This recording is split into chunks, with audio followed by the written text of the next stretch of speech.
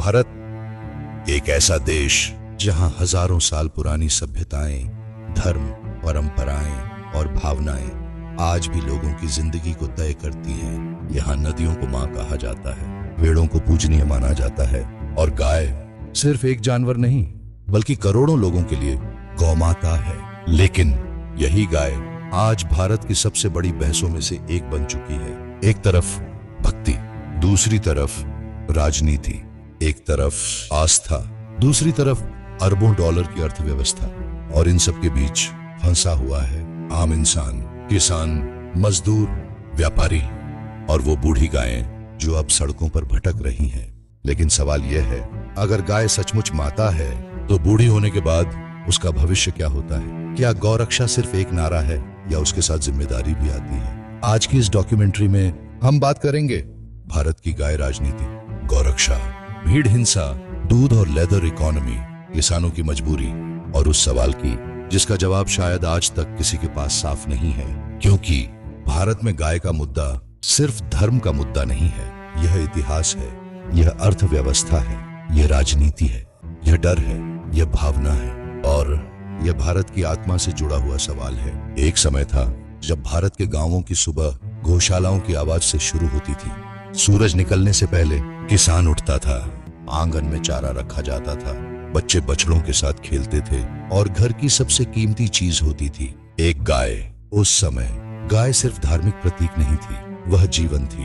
एक गाय का मतलब था दूध, दही, घी, खेती के लिए बैल, गोबर से ईंधन और परिवार की आर्थिक सुरक्षा। भारत की ग्रामीण अर्थव्यवस्था सदियों तक गायों और पशुधन पर टिकी रही। कई गांवों में किसी किसान की हैसियत उसकी जमीन से नहीं बल्कि उसके पशुओं की संख्या से मापी जाती थी और शायद इसी वजह से धीरे धीरे गाय सिर्फ पशु नहीं रही, वह संस्कृति बन गई, धार्मिक प्रतीक बन गई, भावना बन गई। हिंदू धर्म में गाय को पवित्र माना जाता है। कई धार्मिक मान्यताओं में गाय को दया, ममता और जीवन देने वाली शक्ति का प्रतीक बताया गया। कई लोग मानते हैं कि गाय सिर्फ दूध नहीं देती बल्कि पालन करती है। इसीलिए भारत के कई हिस्सों में गाय को माता कहा जाता है। त्योहारों में उसकी पूजा होती है, उसके माथे पर तिलक लगाया जाता है, उसे रोटी खिलाई जाती है। गांवों में आज भी कई परिवार पहली रोटी गाय के लिए निकालते हैं। लेकिन समस्या तब शुरू हुई जब धार्मिक भावना राजनीतिक शक्ति में बदलने लगी। समय के साथ भारत बदलने लगा, शहर बढ़ने लगे, इंडस्ट्रीज बढ़ने लगी, लेकिन राजनीति भी बदलने लगी। धीरे धीरे गौ रक्षा सिर्फ धार्मिक विषय नहीं रही, यह चुनावी मुद्दा बन गई। रैलियों में नारे लगने लगे, गौ माता की जय, बीफ बैन, गौ हत्या बंद करो। और फिर मीडिया, सोशल मीडिया और टीवी डिबेट्स ने इस मुद्दे को और बड़ा बना दिया। लेकिन इसी दौरान एक और भारत भी था जो कैमरों के पीछे छिपा हुआ था। वह भारत जहां करोड़ों लोग पशु अर्थव्यवस्था पर निर्भर थे। आज भारत दुनिया के सबसे बड़े डेयरी प्रोड्यूसर्स में से एक है। करोड़ों किसान दूध बेचकर अपने घर चलाते हैं। लेकिन गाय और पशुधन की इकोनॉमी सिर्फ दूध तक सीमित नहीं है, इसके साथ जुड़ी है transport industry, animal feed industry, medicine, leather industry, processing plants, cold storage और एक्सपोर्ट सेक्टर। लाखों लोग इस पूरी चेन पर निर्भर हैं। कई परिवारों के लिए यह सिर्फ व्यापार नहीं बल्कि पीढ़ियों से चला आ रहा लाइवलीहुड है। विशेष रूप से मुस्लिम, दलित और कुछ पिछड़े समुदाय पशु व्यापार और लेदर इंडस्ट्री में लंबे समय से जुड़े रहे हैं। यानी भारत की गाय इकोनॉमी सिर्फ धार्मिक भावना नहीं बल्कि रोजगार का भी सवाल है। धीरे धीरे गौ रक्षा के नाम पर तनाव बढ़ने लगा। समाचारों में खबरें आने लगी, कहीं बीफ रखने का आरोप, कहीं गाय ले जाने का आरोप, कहीं ट्रक रोक दिए गए, कहीं लोगों को पीटा गया और फिर कुछ ऐसी घटनाएं हुई जिन्होंने पूरे देश को हिला दिया। दादरी लिंचिंग, पहलू Khan lynching, Alwar mob lynching. इन घटनाओं ने भारत के सामने एक बड़ा सवाल खड़ा कर दिया, क्या भीड़ कानून से ऊपर हो सकती है? कल्पना कीजिए, रात का अंधेरा, हाईवे पर चलती एक गाड़ी, अचानक भीड़ जमा हो जाती है। सवाल पूछे जाते हैं, गाड़ी में क्या है? गाय कहाँ ले जा रहे हो? और फिर कुछ मिनटों में संदेह गुस्से में बदल जाता है। कई मामलों में लोगों को पीटा गया, वीडियो बनाए गए, सोशल मीडिया पर फैलाए गए और पूरा देश डर और गुस्से में बंटता चला गया। आलोचकों का कहना था कि कभी-कभी गौ रक्षा की भावना का इस्तेमाल सांप्रदायिक राजनीति के लिए किया गया। दूसरी तरफ कुछ लोग कहते रहे कि इलीगल कैटल स्मगलिंग रोकना जरूरी है, लेकिन एक सवाल बार बार उठता रहा, अगर कोई अपराधी भी हो तो क्या सड़क पर मार देना सही है? भारत का संविधान साफ कहता है, फैसला अदालत करेगी, सजा कानून देगा, भीड़ नहीं। लेकिन राजनीति और नारों के बीच सबसे बड़ी सच्चाई कहीं खो गई।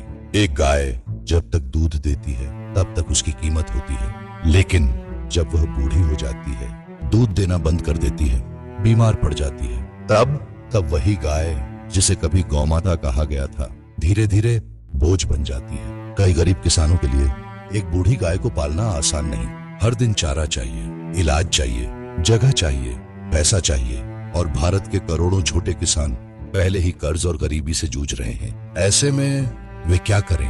आज भारत के कई शहरों और गांवों में आपको सड़कों पर हजारों आवारा गायें दिखाई देंगी। कुछ प्लास्टिक खा रही हैं, कुछ कूड़े में खाना ढूंढ रही हैं, कुछ सड़क हादसों में घायल हो जाती हैं, कुछ भूख से मर जाती हैं। और तब सवाल उठता है, अगर गाय इतनी पवित्र है तो उसकी यह हालत क्यों?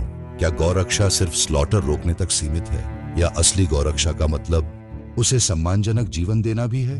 शहरों में बैठकर नारे लगाना आसान है, लेकिन गांव की वास्तविकता अलग है। एक छोटा किसान जो मुश्किल से अपने बच्चों को खाना खिला पा रहा है, वह कई बूढ़ी गायों का खर्च कैसे उठाए? भारत के कई राज्यों में किसानों ने शिकायत की कि स्ट्रे कैटल उनकी फसलें बर्बाद कर रही हैं। रात रात भर किसान खेतों में पहरा देते हैं, क्योंकि अगर फसल नष्ट हो गई तो पूरे साल की कमाई खत्म हो जाएगी। और तब कई किसान पूछते हैं, अगर गाय राष्ट्रीय भावना है तो उसकी जिम्मेदारी सिर्फ गरीब किसान पर क्यों?